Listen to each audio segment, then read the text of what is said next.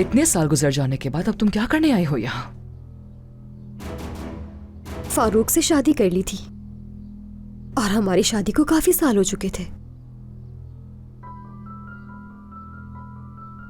तुम और फारूक एक दूसरे को पहले से जानते हो, ये भी अच्छे से मालूम था। तो इसलिए मैं तुम्हारा एड्रेस जानती हूँ।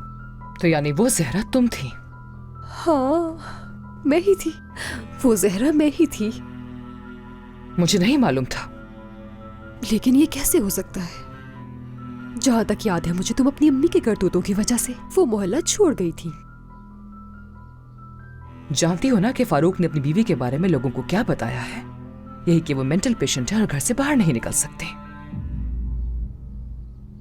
फिर तो उन्हें ये भी मालूम होना चाहिए कि फारूक और तुम पहले से मिल चुके हो। वैसे तुम्हारी अम्मी भी कोई खास किरदार वाली औरत नहीं थी।